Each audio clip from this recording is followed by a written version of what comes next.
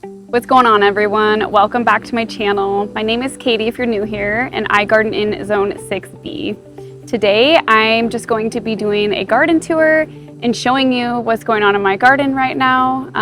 Things are just kind of coming up and starting to do really well. It's our first really decent stretch of warm weather, which is making quite a difference in how things are growing, which I'm really excited about.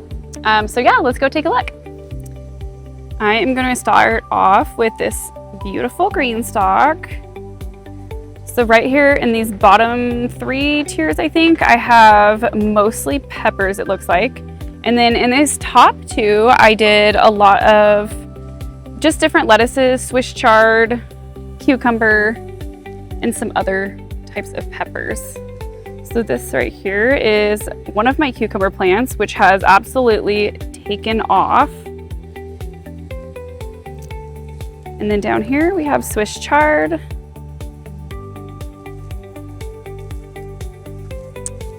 And then these took quite a while to take off, but this is just my kale. I have a couple of them. And then I have harvested off of this arugula a couple times now, and it is just coming back. This right here is, I don't know if I'm saying this right, but it's a Bait Alpha. I've never tried this cucumber, so I'm pretty excited. It says it's good for pickling and fresh eating. So yeah, we'll see.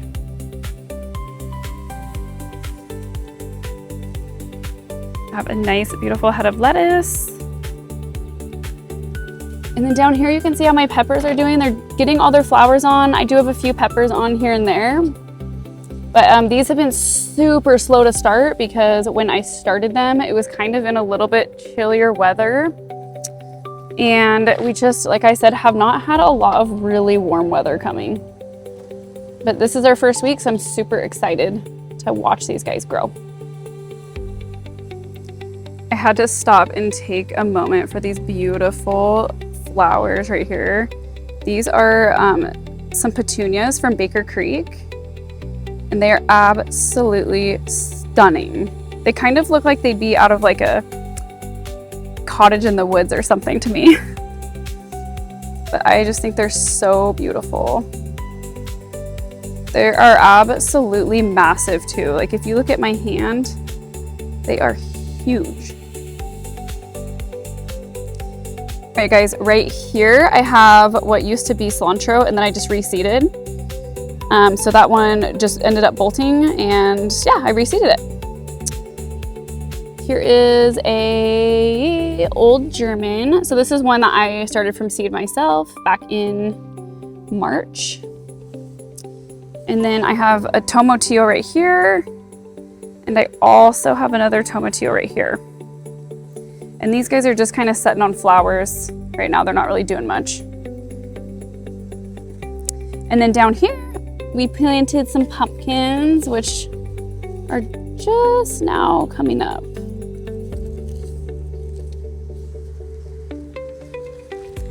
And then right next to the pumpkins, I have a cucumber plant. I actually don't even remember what kind of cucumber this is. I would not be surprised if it was dragon's egg or a pickling one. I'm assuming it's one of those. Flowers that I have growing up this vine are closed right now because they close at nighttime. It's actually a variety of a morning glory, but it's actually looking so pretty. I love these little heart-shaped leaves. And during the day, it has quite a few blooms and it's really pretty. This right here is my Amish paste. And then this is a San Marzano, which looks like, yep, we are starting to get some tomatoes finally. Oh my gosh. So thankful. Right here is a sun sugar. This thing started off so teeny tiny. Like it was probably like this big when I planted it. And then these pockets, I have some beans sowed in. For some reason, a couple of them did not take. I had really bad germination with my beans this year. These ones did really well over here. And the reason why I think is because these get hit by my sprinkler. They just barely get misted. And I think I let these other ones dry out. So I think that is my problem on why they're mostly over here. and why I didn't have a very successful germination. Here's my little patch of carrots. These are looking so dang good. I went in and thinned them out, and I'll definitely thin them out a little bit more, but I'll wait till they get a little bit bigger so we can actually eat these ones that I thin out. I have this one tomato plant that is just so massively thick and full of flowers. This is an old German. I started this one by seed too.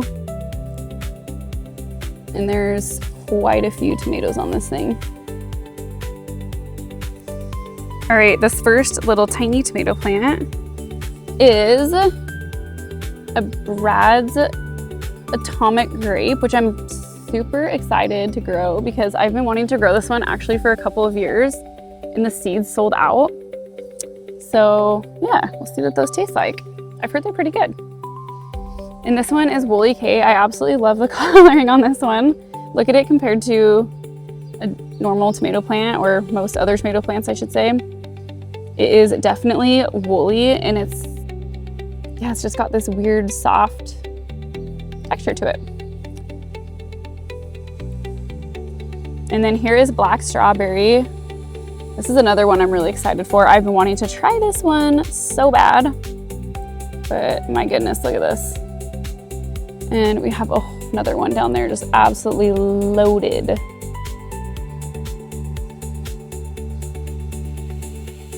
This one looks like a really heavy producer. This is another Amish paste. I have a lot of paste tomatoes because I do a good amount of canning. And to be honest, I use my paste tomatoes with my salsa recipes a lot, just because they're not so juicy, which really helps it not be as watery. And then this one is another Amish paste. You can see them just coming on. These ones have been a little bit slow this year. Usually they're a lot quicker than this. And then right here I have Aroma. The plant is really short, but we got some beautiful tomatoes on, so I will take it. And here are the snap peas. These are our favorite. My girls absolutely love these. And they're just starting to come on this last week. I'm hoping this hot weather that we're having doesn't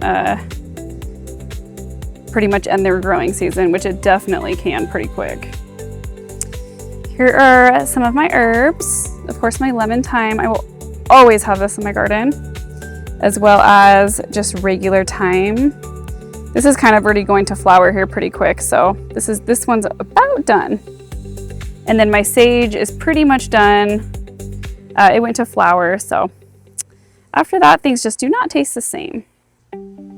I have been absolutely neglecting these blackberries, but they are doing well. They are absolutely loaded, so I'm trying to keep the water on them. They like to be soaked, and you'll get a lot better, juicier berries if you do that. Same with raspberries. They love a nice slow soak. Today has been a little bit of a busy day because I have dried all of my chamomile, my calendula, my lemon balm, and my chocolate mint. So my dryer has been constantly running all day, which I'm super excited about because I really miss some of my dried herbs. But yeah, it'll be nice to have them back on the shelf. It's amazing the difference between the store-bought herbs and your homegrown dried herbs. Just the color is incredible. And the taste, you can't even compare it. So yep, super excited for those. But let's go ahead and I'll show you just what my herbs look like. This thing looks like it's dead, but today I chopped this thing to the bottom because I am infusing it into oil, and I'm going to make a salve and also a balm out of it.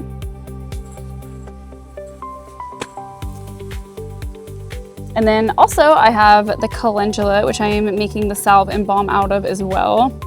So I chopped this pretty good, and then I'll probably add actually a little bit more to it. I just didn't have a lot. I probably chopped like 8 heads, but I'll cut the rest of these and throw them into that jar with the oil. And here is my marjoram. I think this is one of the most underrated herbs to have in your garden. If you guys have not tried this, if you like goat cheese and you have not tried this with eggs, goat cheese, and marjoram, and I put some sausage in it, it is so insanely good. I am addicted. Like, I put a decent sized handful on my eggs and I love it. It's in the oregano family and it tastes like oregano, but it's not quite as strong and it has a little bit of a citrusy note to it. So if that sounds like something you'd like, I definitely recommend it.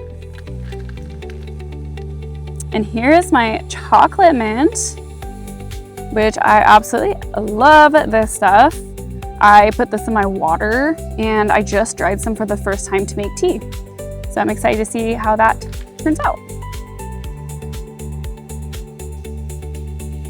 I was a little bit unsure which mint to buy this year. I knew I wanted to add a new one to my garden. I do have a type of mint, but I cannot figure out what it is. I actually have it in my flower beds, which is crazy because it spreads like wild. But I decided to get this chocolate mint, and then I would still like to add apple mint. And I just love them for teas and definitely for my waters. I put them in my water every single day. And it is amazing.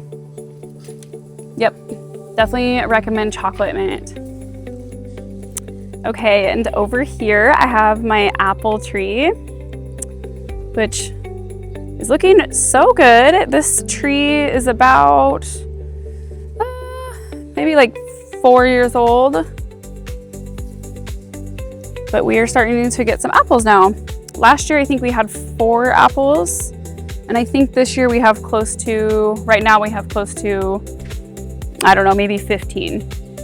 And this is a grafted tree that I bought actually just from Costco, and it's done really well. I've heard kind of some people that have struggled with these Costco trees, but I've actually had pretty good luck. I think I've only had 2 die in the past, and it was just 2 different plum trees, but also it was just the weather when I planted them. One of my favorite flowers to have in the garden is the sweet alyssum. This sweet alyssum is amazing for all of your beneficial insects, your pollinators, and everything in between that just benefits your garden. They're so dang cute, and I always see a lot of the tiny little beneficials that I think a lot of people kind of forget about, but can really help our gardens thrive, and it just brings them straight to your garden. So they're already here. So you will always find this in my garden because I love it and it gets big and beautiful. Thank you so much for joining me on this video. If you guys like this video, please hit like and subscribe. It helps my little channel grow, and I'll catch you guys next time.